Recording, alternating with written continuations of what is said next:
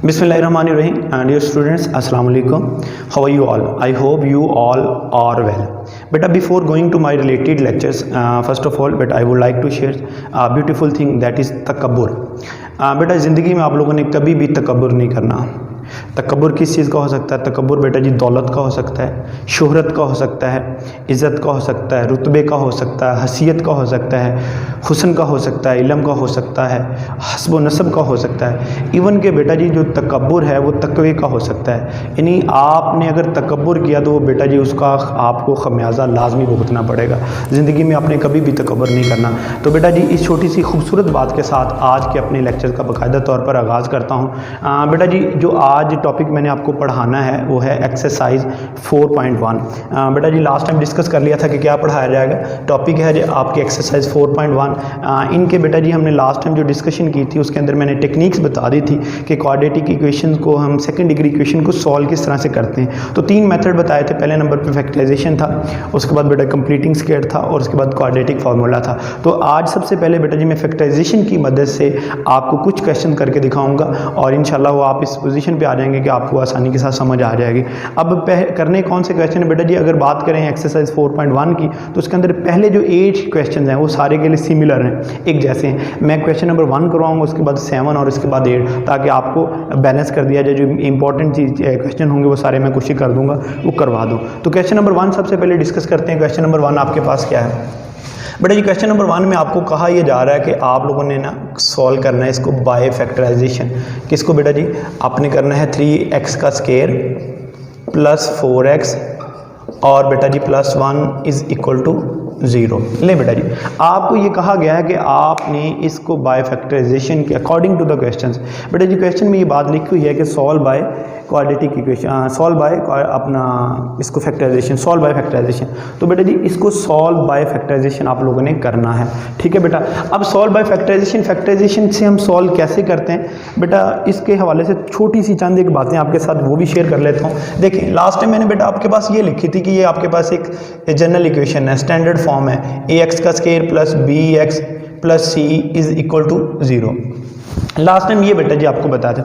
अब बेटा जी अगर आपने फैक्टराइजेशन के रूल को सीखना है तो सबसे जो बेसिक चीज़ें आप लोगों ने आज सीखनी है, जो मैं आपको बताऊंगा उनको आप लोगों ने माइंड में रखना। बेटा जी सबसे पहला काम आप लोगों ने ये करना है कि इसको इससे मल्टीप्लाई करना है। ये क्या है? ये लीडिंग कोएफिशिएंट। ऑलरेडी मैं प्रीवियस लेक्चर के अंदर ये एक्सप्लेन कर चुका हूँ कि ये leading coefficient, A is a leading coefficient.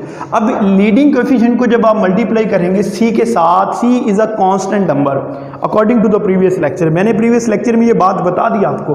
बेटा जब ए और सी को मैं मल्टीप्लाई करता हूँ तो मेरे पास जो रिजल्ट बनता है वो ए सी है। क्या आता है? ए सी मुझे हासिल होता है यहाँ से। अब बेटा ए और सी, पहला स्टेप आपको ये करना है कि ए और सी, ए से मुराद मैं फिर बता रहा हूँ कि ये लीडिंग कोएफिशिएंट, यानी कोई भी इस क्वेश्चन की अगर बात कर रहे हैं तो यहाँ पे 3 को हम 1 से मल्टीप्लाई करेंगे। तो आपने ये सोचना है कि ए को इस सी से मल्टीप्लाई करने के बाद आंसर क्या आता है? I think that is A C. यहाँ पर ए सी बनता है, ठीक है बेटा। दूसरा स्टेप आप लोगों के पास ये है कि आप लोगों ने प्लान सोचना ये है कि इस AC के फैक्टर बनाने, क्या करने हैं जी? इस AC के आप लोगों ने फैक्टर बनाने, क्या बनाने बेटा जी? फैक्टर बनाने। अब फैक्टर बनाने के लिए एक और बात आप लोगों ने अपने माइंड में रखनी है कि बेटा जब आप लोग इसके फैक्टर बनाएंगे, फैक्टर बनाने की वजह से, फैक्टर बनाने के प्रोसीजर के अंदर आप लोगों ने इसको एक माइंड में एक बात बिठा लेनी है कि जो भी 2 नंबर आप लोगों ने तलाश करने हैं उनको मल्टीप्लाई करने के बाद वो AC आना चाहिए। क्या आना चाहिए? कि कोई 2 नंबर आप लोगों ने ऐसे तलाश करने हैं, ऐसे माइंड में लेके आने हैं कि उनको मल्टीप्लाई करें तो आंसर जो है आप लोगों के पास AC आना चाहिए। और सिमिलर बेटा जी फिर दूसरी बात जो आप लोगों ने, मैं यहाँ पर ये बात लिख देता हूँ, the product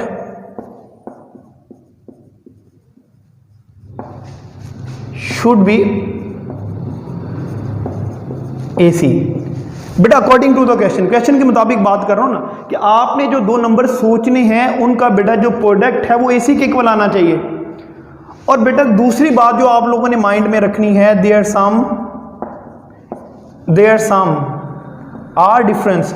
बेटा जी उनका सम और डिफरेंस जो है वो बेटा b के इक्वल आना चाहिए। किसके इक्वल आना चाहिए? b के इक्वल आना चाहिए। अब b बेटा यहाँ पर अगर बात करते हैं तो ये कोएफिशिएंट है किसका? x का। तो ये दो बातें बेटा जी आप लोगों ने समझनी है, माइंड में बिठानी है अगर आपको ने फैक्टराइजेशन की मदद से क्वेश्चन को सॉल्व करना है। मैं फिर एक दफ़ा रिपीट कर देता हूँ बेटा जी, जो भी क्वेश्चन आएगा सबसे पहले आप लोगों ने क्या करना है, लीडिंग कोएफिशिएंट को कांस्टेंट के साथ मल्टीप्लाई करना है, पहली बात। अब मल्टीप्लाई करने के बाद आपको कोई ना कोई तो रिजल्ट मिलेगा ना। अब जो भी रिजल्ट मिलेगा बेटा आपने उस रिजल्ट के फैक्टर बनाने।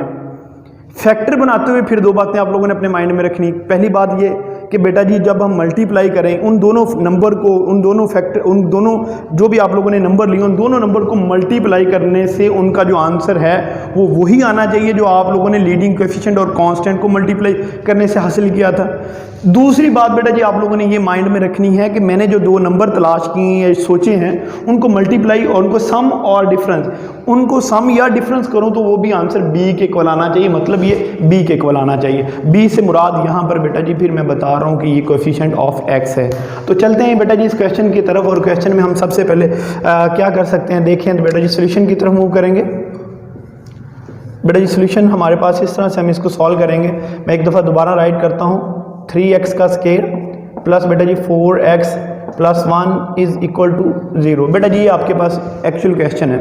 अब इस क्वेश्चन के अंदर फिर बेटा जी मैंने इस तरह से करना है कि मैंने पहले नंबर पे लीडिंग कोएफिशिएंट दैट इज़ 3, बेटा जी इसको मल्टीप्लाई करना है कांस्टेंट दैट इज़ 1। अब अगर बेटा जी मैं 3 को 1 से मल्टीप्लाई करता हूँ, यानी 3 को इससे मल्टीप्लाई करते हैं तो आपके पास जो आंसर आता है वो 3 आता है। क्या आता है? 3 बेटा जी आपके पास आंसर बनता है।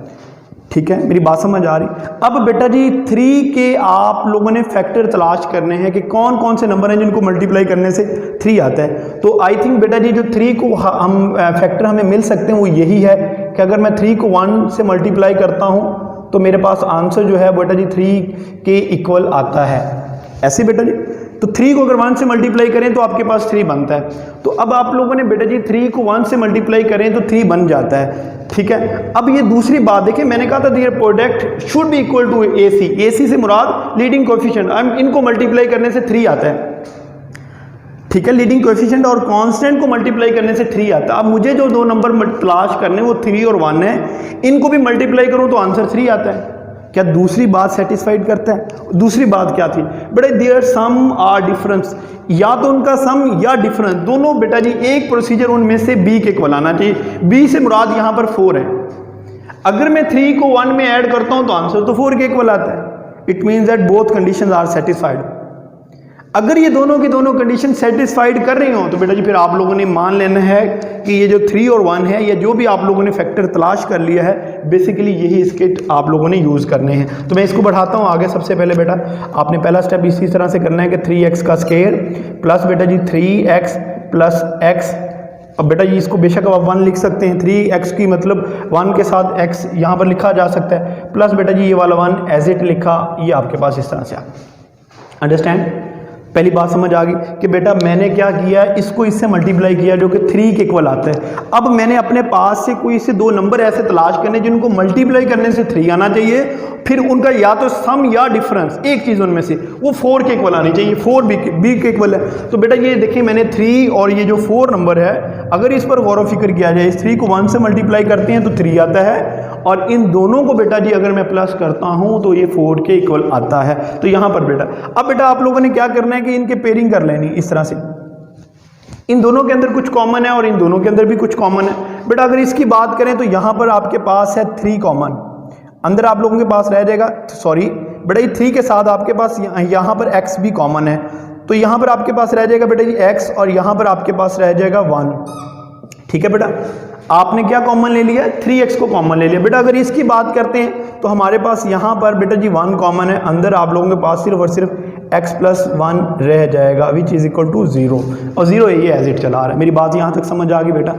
अच्छा अब बेटा जी देखें, आप लोगों ने ये एक प्राइमरी छोटी क्लासेस के अंदर आप लोग रूल पढ़ते आ रहे हैं कि अगर ये वाली बात ऐसे आ जाए, यानी ये दोनों सेम आ जाए, तो इसका मतलब ये है कि आप सही रास्ते पर जा रहे हैं, आपका क्वेश्चन गलत नहीं है। और अगर ये गलत आ जाए इसका मतलब आप गलत रास्ते पर जा रहे हैं। तो ये एक मतलब छोटी क्लासेस के अंदर एक रूल बनाया गया, यानी टीचर समझाने का एक बेहतरीन तरीका होता था, तो इस तरह से बताया गया। तो ये बात ठीक है, मतलब तो ये आप बिल्कुल ठीक रास्ते पर जा रहे हैं। इसका मतलब ये कि आपने देखा कि ये 3x+1 और x+1 दोनों के अंदर सेम आ रहा है। अब बेटा आपने क्या करना है, इस x+1 को कॉमन ले लेना, दोनों के अंदर मौजूद है। तो बेटा जब मैं x+1 को कॉमन लिया तो आपके पास इस तरह से आ जाएगा, अंदर रह जाएगा आपके पास 3x+1 = 0। ठीक है मेरा बेटा, यहां तक समझ आ गई। देखिए मैंने क्या किया, ये मैंने x+1 दोनों के अंदर, दोनों फैक्टर्स के अंदर मौजूद था, दोनों टर्म्स के अंदर सॉरी मौजूद था। अब मैंने उन दोनों टर्म्स में से बेटा जी x+1 को कॉमन ले लिया। अब आपके पास रह जाएगा 3x और यहाँ पे आपके पास बच जाएगा 1। तो आपके पास ये ओवरऑल जो फैक्टर बन जाएगा वो 3x+1 बन जाएगा। ठीक है बेटा, यहाँ तक क्लियर हो? अच्छा बेटा अब देखिए गौर व फिक्र करें, यहाँ पर बात समझने वाली है। आप लोगों ने करना यह है कि बेटा जी x+1 मल्टीप्लाई हो रहा है 3x+1 के साथ, ये एक फैक्टर है, ये एक फैक्टर और दूसरा फैक्टर, ये दोनों मल्टीप्लाई हो रहा है, आंसर 0 के इक्वल आता है। ये कैसे मुमकिन है? मैथ के अंदर तो ऐसा पॉसिबल ही नहीं, सिर्फ एक सीन के अंदर, एक कंडीशन के अंदर पॉसिबल है। या तो बेटा जी ये 0 के इक्वल आना चाहिए या फिर ये 0 के इक्वल आना, क्योंकि any number multiply by 0 answer = 0, otherwise तो 0 नहीं आ सकता ना, तो नहीं आएगा। तो बेटा फिर आप लोगों ने क्या करना है, या तो इसको 0 मानेंगे या फिर इसको 0 मानना पड़ेगा, या फिर दोनों 0 हो सकते हैं। इन तीन बातों में से एक बात होनी है लाजमी तौर पर। तो बेटा मैं क्या कर लेता हूँ, सबसे पहले मैं मान लेता हूँ कि ये जो x+1 है ये 0 के इक्वल है। ले बेटा जी मैंने x+1 को 0 के इक्वल कंसीडर कर लिया। ठीक है, फिर मैं कहता हूँ जी नहीं जी 3x+1 ऑल्सो = 0, इन दोनों में से एक 0 के इक्वल, मैंने दोनों को बेटा बारी बारी 0 के इक्वल राइट कर दिया। यहाँ से बेटा मैं x को फाइंड कर लेता हूँ। देखें x आपके पास क्या आ जाएगा, x = ये 1 बेटा जी दूसरी साइड पर हम शिफ्ट करेंगे तो आपके पास -1 बन जाएगा। तो यहाँ पर x की बेटा जी जो वैल्यू है ये -1 के इक्वल आ जाएगी। अगर बेटा हाँ जी हम इसकी बात करते हैं तो x को 1 को दूसरी साइड पर शिफ्ट किया -1, और x की बेटा जी जो वैल्यू आपके पास आ जाएगी वो -1/3। 3 इधर मल्टीप्लाई हो रहा था, उधर जाके मैंने डिवाइड कर दिया, तो ये बेटा आपके पास x की वैल्यू -1/3 आती।